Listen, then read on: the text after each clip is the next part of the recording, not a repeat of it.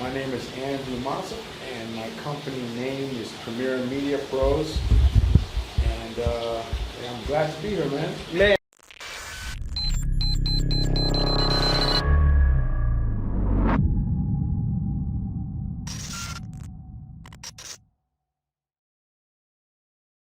Hey, it's Kellen, and today on Diversified Game, I have my inspiration every time I'm working out, running around here. I see Sir Andrew Mossop from Premier Media running around, and for the longest, we would just wave, he would wave. You were the first to wave at me. I was like, yeah, you were the first. And I'm like, okay, people are friendly around here. And you know, if you're friendly, people will be friendly. We've connected, but I did not know. This brother has done many a things. Some I can't even mention. Not that he was, a secret spy, but you never know.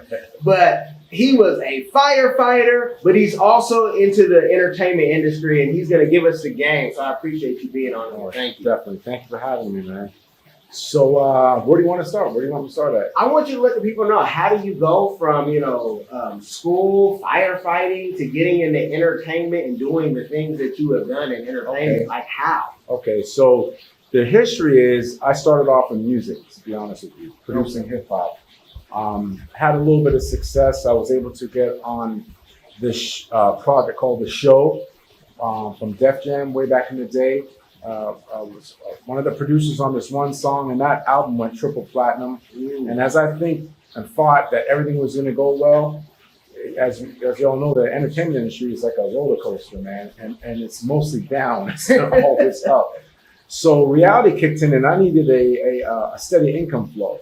So I became a firefighter. It suited my lifestyle. I'd like to be physical, outdoors. I wasn't set for the corporate mindset, and it allowed me that time to continue on my craft, which was music at the time. And then from music, I getting married, having kids, and being in the music game with a family is extremely difficult. At least it was for me. In my opinion, I'll end you right up in divorce court. So I started tinkering around with video productions for music videos, because I was always around that. And I did my first music videos on film back in the day. And then I found that, wow, I really like this. This is great. Never went to school for it, but I was an annoyance, asking questions, taking notes on set right there with other directors.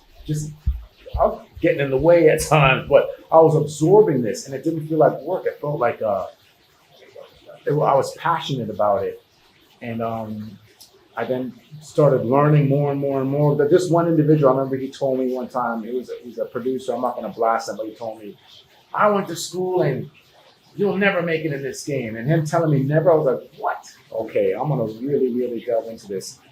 And as our time went on, then YouTube was really flourishing, and there were so many great resources online, YouTube being one of them for teaching us about filming. Bought gear, and I kept on making mistakes, shooting it wrong. And by those mistakes, it made me a better filmmaker. And then I had to find my voice. I had some almost close successes in the past. I was telling you earlier, I did a project many years ago that I created, and it was basically a hip hop version of the X-Men. And I was able to partner up with Will Smith, which was amazing for me. I was still a firefighter at the time, and I was just, all these great and wonderful things were happening. And we sold the show to MTV. And as things were moving forward, MTV really wanted to switch the direction of the show. And I wasn't in agreement with it. Most people would think I was crazy at the time. Like, man, you should do what they say. But, I'm kind of stubborn in my way of wanting to do things. Having a wife and kids, we have a certain mindset that we live by in our home.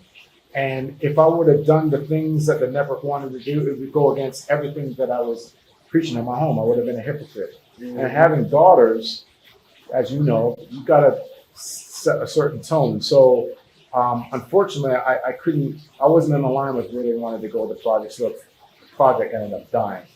But that didn't knock me down. I kept on going forward, doing other things. We met, as you said, running through the community, and I'm very passionate about being in health and in shape, especially as a minority in this country. we unfortunately as black people in this country, in my opinion, have the worst diet.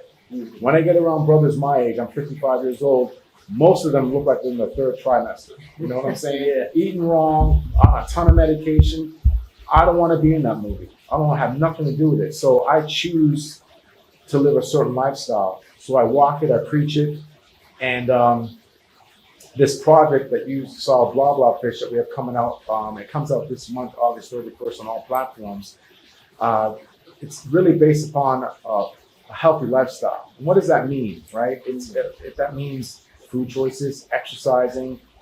And as all this was going on, I hooked up with Dr. Apicello and Dr. Bagel from Premier Family Health, and we decided to partner up, and we took on these patients, a son, husband and wife, this guy named Jack, and Sinead. Took them on. They all have different health issues. One of them had cancer. One of them was extremely overweight. Jack, which he's same age as me, but he was telling me his father and his grandfather all died at the age of 60 from a massive heart attack. So he was looking. Death was knocking at his door. His visceral adipose tissue, which is your fat count, was off the charts, and he was scared to death. You know, this young boy. Extremely overweight, and it was affecting his attitude, his outlook. He wouldn't look you in the eye when he spoke. So anyways, we shot this project, and as COVID was happening, doing our research, we realized that COVID, unfortunately, was taking on a lot of people that had underlying health issues, whether it be obesity, cardiac, there was some type of underlying health issues, and unfortunately, it took out a lot of family members and loved ones. So we wanted to get this. Now the movie isn't about COVID; it's about a healthy lifestyle. So we wanted to get this point across with regular folks going through this journey. Which the cool thing about the physicians, they were going into the patients' homes, ripping the refrigerator apart.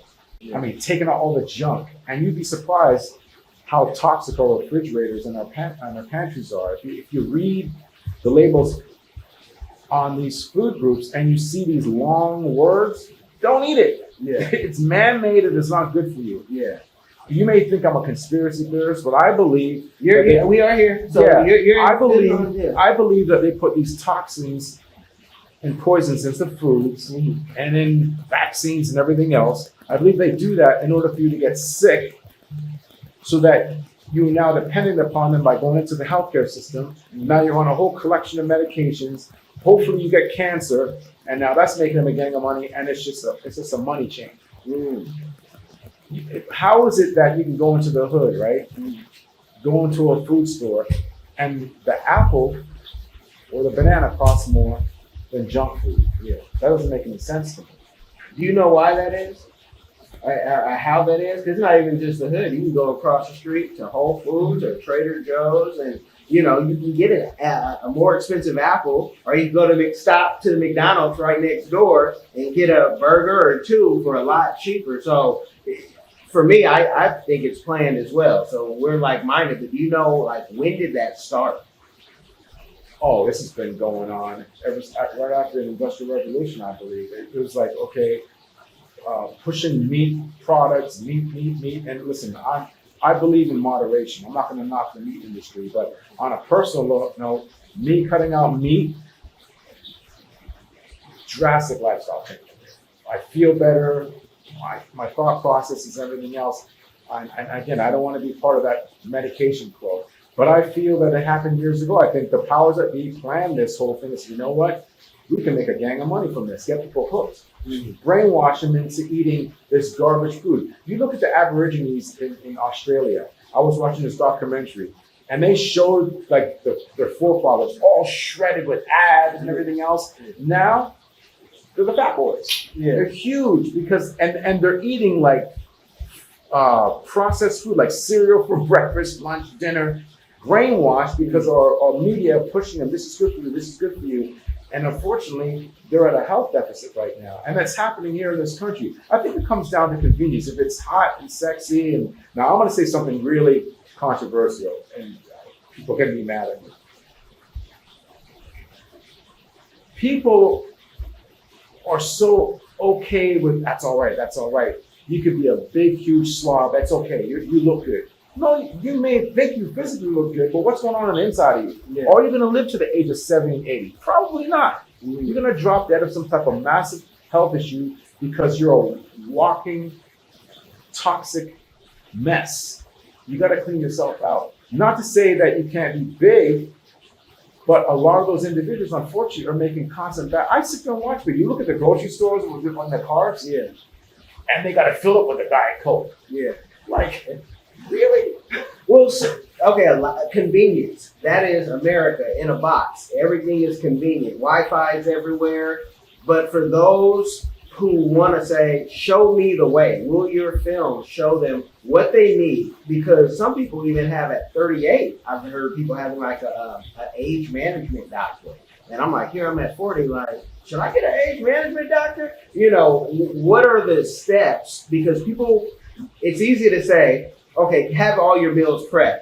Easier to say if you can afford to have someone else do it. Right. Easier to say if you have 2 or 3 doctors and you know you have health insurance. But for those who do have health insurance and are in a good position, what is the play? How many supplements should they be taking?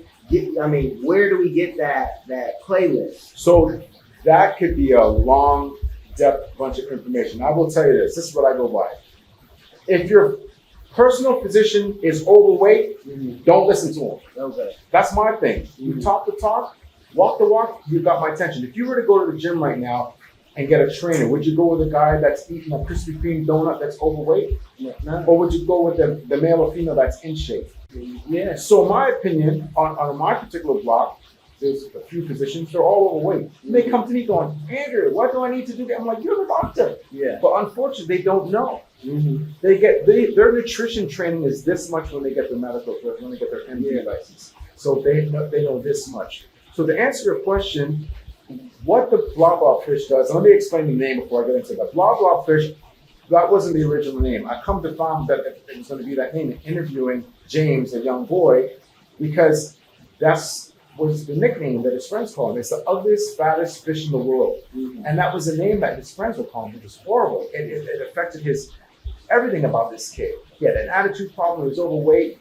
He no longer calls himself a blah blah fish because he lost a ton of weight, but that's the movie. But his journey is separate from my journey and your journey. So what the physicians, Dr. Apichello and Bagel, showed us is that, hey, in capturing them, they would go to each individual, break down what their personal needs are, and then apply it. And they have to stick to a regimented workout program and X amount of calories. And again, what works for you may not work for me. Mm-hmm. So it's all individualized. You can't just sit there and buy a one size fits all. It just doesn't work that way. We're all different. You know what I'm saying? Yeah. But it definitely enlightens you. It'll sit there and go, wow, I didn't know about that. Like, for instance, high fructose corn syrup. Jack, when Dr. Apichello and Dr. Bagel went into his refrigerator, we had to edit it because Dr. Bagel pulled out probably 10 jars of high fructose corn syrup. That is straight up poison. That's a cancer-causing kick. It's in Coca-Cola. It's in a whole bunch of different products. But to your point, people want convenience. Are you going to take the time to investigate and see what these products do to your body? Or are you just going to believe the marketing and the advertising and they got this super fit model drinking these drinks, but yeah, that's not what it's about. But even she may not be healthy. She may look like that. I've talked to plenty of people who look like they're healthy, shredded up, but on the inside, again, like in your words, they're jacked up internally. So it's really what you put into your body. Give the people what you eat or supplements you take. I was talking today to the Minister of Wellness, who's a health guy all on YouTube that we work with, and he was telling me about my diet. Because he was like, I saw what you posted. And I'm like, I know. This water is yours, by the way. Because I was scared to even provide food. And I said, I know Andrew is healthy and fit. I might bring these, drinks that have 1% sugar. And he'd be like, nah, that's not it, Kellen. That is not it. So I said, let me bring the water. But what are you doing that, someone could go on Amazon right now and say, I need to get that vitamin B12. Oh, okay. So what I personally do, I do a lot of intermittent fasting. Mm-hmm. I believe breakfast is to break the fast. You shouldn't be stuffing your face works for me, with a big old meal first thing in the morning. I eat it in an 8-hour period. I eat from 11 o'clock in the morning. My last meal is at 7. So all that other time is 16 hours. My body goes into a fat burning mode. Whatever fuel sources that are there, my body is ripping it apart. Now, in the beginning, it may be hard for people to do that because we're all addicted to like the sugary foods and the bad foods. So your body starts craving it. But over time, it disappears. It's like anything else. Mm-hmm. What amazes me, people want instant. It doesn't work that way. You just have to. It's a mental thing.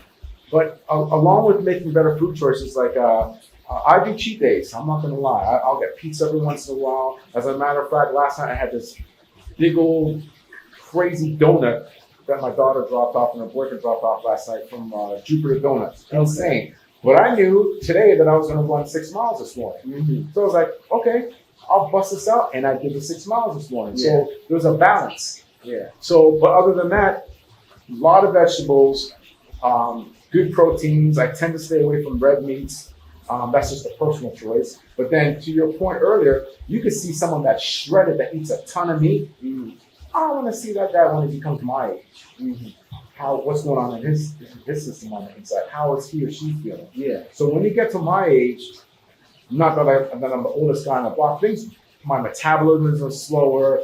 Things are just different. I can't do the things that a 30-year-old or 20-something-year-old can go. What the unfortunate news is, at my age, I'm in better shape than most high school kids right now. Okay. And I see you. Because all they can do is this, and I look at the obesity, these little chubby kids, and they're just lazy. Yeah.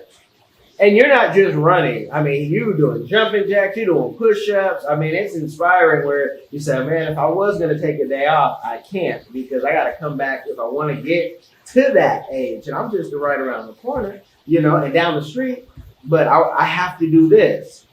How expensive is it, though, to be healthy? Since, you talk about the apples and the supplements and the things that you can't buy on your FHA card. How expensive, how much more do you think you spend in supplements and food? So I'm glad you said that. I was going to LA Fitness prior to COVID, right? Mm-hmm. And when the lockdown came, I said, all right, I'm going to try and do without the gym for a minute. I don't even purposely going to use our gym that's right in our community. You could do this in a park. It cost me $100 and something for a good pair of shoes, sneakers to run in. Don't buy the little BOGO cheap shoes because it's going to wreck your knees. Invest into your sneakers. It's free to run. You don't have to have the gear. So that's no money. As far as foods, eat smaller portions. Protein should be as big as your palm of your hand. You don't need the big old thing. So you can, there's this whole thing about organic. If you can't afford organic, at least get a lot of vegetables in. Load up on vegetables. You know what I'm saying? Water. So a trick that I do is if I start getting really, really hungry, I bust up water, keep on drinking. I start getting full. So when I do eat, that portion of food is a lot smaller. That's inexpensive. So the excuses are, I can't afford a membership. It's all excuses, man. Okay. Now I do take a ton of vitamin D because of COVID. I take C, I take zinc, I take a lot of supplements, and you can get full with that at an inexpensive level. You got to invest into your body, man, into your health.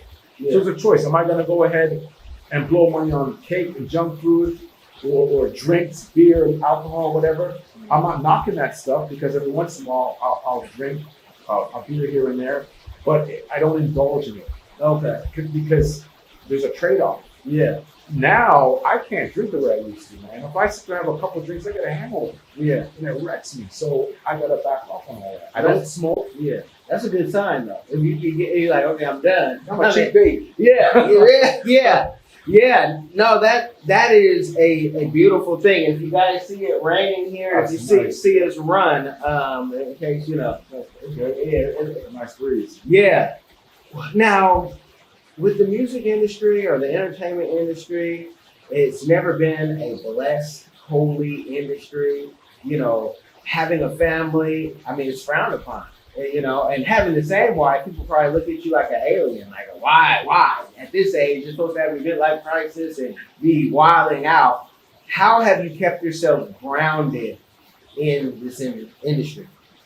Bible, straight up. I was working on a show called Love and Hip Hop.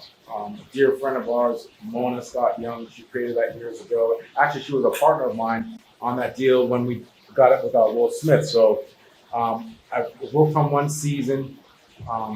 Great opportunity. It really upped my game as a camera operator and just understanding film and whatnot. But what was crazy to me, I think there was maybe 2 other people out of the whole crew that was married. Everybody else was single. Yeah. And every night I had to push myself into work just to keep myself grounded, not to get distracted. Now I'm not perfect. Okay, I make mistakes, but that's been a huge guidance for me. You know, I go to a men's group on Saturday morning just to keep each other accountable. So that's what works for me. It's really made me look at things a lot differently. It's kept me accountable. And our kids, let me tell you something, man. These kids, they can be sitting there playing, but they're paying attention to what you're doing. They're listening to everything you're doing. They're seeing. They may be looking this way, but they're hearing you. So you got to practice what you preach. Yeah. But I don't go around with the Bible bashing people in the head. I believe you do you, but if you want to see what works in my household, I have no problem sharing that. But that's been a huge blessing in our household and guidance for me. You know, again, I love entertainment. You know, some people say, oh, well, you should watch certain shows, but I think I'm at a level of my life that I don't let, it's just entertainment to me. And a lot of times I'll watch a show for the production value and the storyline, and even if it's rated R, you know, but I don't cuss. If I do, it's rare, but I'm not perfect. But again, that's been my foundation. A lot of it just keeping me grounded and applying certain things. Now, ratchet projects have approached me lately, like really ratchet. Now we're like, nah, I'm good. I'll pass on that because I believe if I start doing those things again, like I did in the past, I think it's going to definitely affect my household in a negative way. And that's just a personal choice. Not to say that others can't do that, but that's just my personal walk. Yeah. No, I love this because I you know, you become the child at the kids' table, then you work your way up to the adult seat, and then you get to choose and pick what you want to do. And that part, I try to explain that, but I like someone who's already kind of conquered it because I'm in the phase where I don't do what I don't like, and I really don't do now. If I can't tell it to my kids, or I gotta hide. I mean, I've done all types of things. I probably shouldn't be doing that if I gotta hide it and can't tell my kids about this and how the work day was. But you've had some success, and the best is yet to come.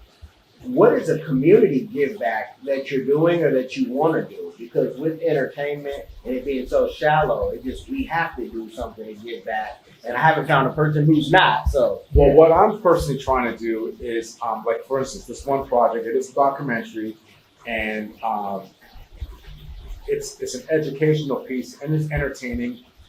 We have this one brother named Rock, which is a phenomenal background. You've got to watch the movie. I'm not going to give you a spoiler, but Rock inspires James, and Rock had a horrible criminal history, and he changed it. Okay, and that inspired James because Rock, when he was younger, didn't love himself. That's why he was making bad choices. And he finally realized, hey, I'm better than that. He owns a couple gyms, and he's inspiring, and he's doing wonderful things. So he's giving back to the community. So within this project, my hopes are that when somebody watches it, they get inspired and say, you know what, I can do this. I can make better choices and have a healthier, longer lifestyle. As far as other projects, what I'm looking to do in the future, and I'm looking at a couple things right now, I want to be able to entertain people in a way that also educates them a little bit. I mean, I like horror. Am I going to do horror? No, there's a ton of people doing horror movies. Okay, it's entertainment, but at the end of the day, if you watch a horror film, other than entertainment, what are you learning from it? So I'm getting at. So I'm trying to there's a lot of fictional story pieces out there that you can walk away with it. Some type of like, wow, an aha moment, like, wow, that's pretty cool. I didn't even look at things that way. So the projects I want to get involved with or something that can give back to the community. I love helping up and coming new filmmakers. When they're like, I'll tell them like, no, like, try this, try that. You know, I was very, very fortunate to become a firefighter because now I'm in a position, I'm retired now, I have a full pension, so I can pick and choose the projects that I want to do. I don't have to sell my soul for a check. Yeah. That's the route that I chose. But, you know, at 55 years old, I'm good. We live a comfortable lifestyle. We're not the richest people on the block, nor am I trying to be that way, but we're good. Yeah. But the projects that I'm getting involved with, I don't have to look over my shoulder and see, man, I don't want anybody knowing that I'm getting involved with this. Yeah. Let me keep it on the down low. Let me change my name. Gotta have Something else. name, yeah. But because I believe God will say, oh, really? You're going to do that? Okay, I'm going to take away this from you because you're not doing the right thing. You're being a hypocrite. Yeah. So there's a lot of great stories out there, but you also got to be realistic on your choices. What I may think great, everybody else may say is horrible. But who are you getting that advice from? Are they people from the industry or are they your friends and family? Yeah. Friends and family are great, but I have a saying, stay in your lane. Yeah. Go to people that know what they're doing and say, hey man, I got thick skin, tell me what your real professional opinion is. On the Blah Blah Fish, Alan, the editor that we ended up using, amazing history. When I first sent the project to him, he just finished doing a project for Spielberg editing. So I was like, oh my gosh, you can't afford this guy. He looked at the project and he's seen the story that could be told and how important the message was. So in a sense, him cutting his rate the way he did, he gave back. Okay. He definitely gave back. And I learned a lot by what I shot and how he flipped it and edited it. He goes, no, you should tell the story this way. I was like, oh, wow, I didn't look at it that way. That's pretty deep. And I was humbled by that. So in order to make a film, you need that community input. Can I do the one-man show thing? Yeah, but then you get the one-man show output. So you do. Yeah. So you do. Yeah. So you gotta be open to opinion, and you can't take it personally. It is not a race. This thing was shot over a year ago. COVID came in and slowed things down, but I believe everything happens in its time and its place. So as far as what type of projects, it has to be uplifting, and you got to walk away with something. It's not always about the check. I believe if you tell a good story and you're also touching people on an emotional level and educating them, the check will come because they're going to want more. Yeah, the money will come one way or another, just doing the work. Now, I have an idea for a horror movie. You said that. I'm gonna tell you later how, because maybe it could teach people something the way it is. But you know, being in this position and doing films, are you funding it with your own funds, or do you go get? Oh, that's what you're looking at. Yeah. Are you funding it yourself? Are you going to conferences like NAFTE that's right down in Miami and talking to people saying, hey, I want you to fund this? Because it gets expensive. I mean, so I've been very, very fortunate. I own all my equipment, everything. The lights, the cameras, everything. I know how to edit. Am I the best editor? No. But the first rough cut for Blah Blah Fish was my edit. I know that I'm not an editor, but it got the attention of a seasoned editor. So, man, you can do stuff on an iPhone. Go on YouTube, learn. Yes, I have better gear, but at the end of the day, it's your storytelling. And you don't need a crazy amount of money to get things done. Now, there's a whole process as far as getting distribution. That's a whole other subject matter. That's uncharted seas. If you don't know that, that's a whole other animal. People believe. I have a friend of mine. He called me today. He was able to raise $500,000, and he wanted to do this movie, and he wanted to get me on board. And I read the script. It's one of the worst scripts I've ever read. Okay, horrible. And I told him, I said, yo, dude, you wrote this, didn't you? He goes, yeah, how can I tell? I was like, because I know, I can tell. You've never written a screenplay. Yeah. Well, all my people tell us good. Yeah, but they're not professional. So he went ahead and spent the money. He called me the other day all angry because his first deal offer after spending $500,000 was $2,000. Wow. That's the reality of it. Wow. So, you can do this industry, but you got to be smart. You got to educate yourself. Go to different conferences, learn. And you can do a short, start getting your name out there. Even short. What I tended to do is I wanted to own the equipment. I didn't like renting it. You see me, I walk in there doing my camera because I had to go shoot something down afterwards. Yeah. I just shoot, and you could put pieces together. Right now, I'm doing a spec commercial right now. I have a concept that we're doing with a bunch of kids for Nike.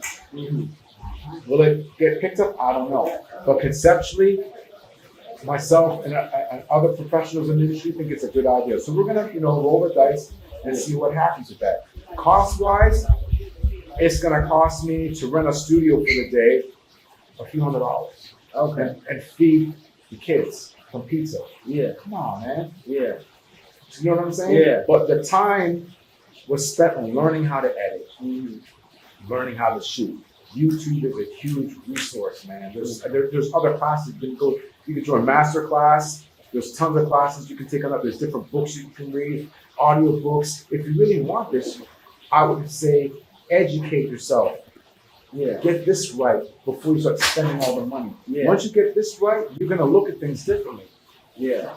Well, I want to say, and my lighting is even better, y'all. We're not all the way there. Right. It's better because you played around and said, okay, position. And I knew this time would come where someone would give me some tips and come inside the house. But tell the people what conferences, like what's your top 3 favorite conferences and your top 2 books that you think everybody who wants to get in this game. Entertainment should read or go to. If you want to tell a fictional story or the story, I think Robert Mcgee's story is one of the best books that I've read. Okay. And this is what I learned. I'll give you an example. You go into a scene, right? Here's a scene. You and I are talking, and a lot of filmmakers make this mistake. We're talking, and it's about conflict. That's what makes a story drive forward, right? You need conflict. You need that type of competition. So if we start off talking about something funny and we're in agreement, the story should end in some type of disagreement. Or vice versa. We start off in a disagreement, that scene should end in an agreement. Okay. You watch a lot of these films and it's just a waste of time. And then you're wondering, why are they not? Just simple things I learned by Robert Mcgee, and that's just one resource. To sit there and name, oh my gosh, I've taken so many different courses online, man. I have to get back to it. There's a lot of, I'm taking this one course right now, Nigel Levy, who is an English guy. He gets hired to fix documentaries. He's been hired to fix many documentaries on Netflix. And he's taught me a different way of looking at story now. I'm like, whoa, it blew my head open. Like, oh my gosh, I didn't know this. So you got to learn how to get out of your own way. But I think that when you're researching, there's different instructors that will speak to you. There's so many different great classes, like the master class. That's a great. You got Spike Lee on there. You got Ron Howard. You got all these phenomenal filmmakers. Watch it once, watch it twice, watch it 3 times. Don't watch it once because you're going to miss something. You got to rewatch it. Take notes. Stop it. Pause. Write it down. Look at it. Memorize it. Okay, and apply it. This thing, phone. I got so many notes. So when I'm on set, sometimes on the down, I'm looking through my notes because I don't know it all, and stuff is constantly changing. Yeah. So there's a lot of resources out there, but I can get back to all my top picks. There's so many of them. My mind is spinning right now. And when you do, I'm going to give it to the people because that's the whole purpose is to give the game. So in case they never meet someone in your position, they can get it. And that's what YouTube University is for. Now, I don't want to give them an overload. You give people an overload and they don't know what is what. But leave the people with something, and if they are able to contact you and say, "Look, I got a great idea. I think you'd love," or "I'd love to hire your company." Right? I saw your website from looking at the links in the description. People, I don't even have a website up. Okay. This is word of mouth. Word of mouth. Yeah, I don't even have a website up. I'm gonna put it up. I had it up, but it's just word of mouth because your work speaks for itself. Yeah. So leave the people something, and I tell the people that's like Al Heyman. If you get to ever sit down and talk with Al Heyman, he doesn't have a website, nor will he do an interview, but he'll give you the game if you're there in the right place. So what could you leave the people with? And if you don't have a website or don't have social media, give me an email. Andrew@premiermediapros.com. Okay. Andrew@premiermediapros.com. I could, if everybody wants to learn the game, I can give resources that has worked for me. It may not work for you, but it's out there. And what's crazy about social media, whether you're on Instagram or Facebook, for those of you that may or may not know this, what you search, even if you go to Google, those things will start popping up in your feed. They're called funnels. I don't know if you know what that is. Yeah. These funnels will start popping up. And some of them are good and some of them are a waste.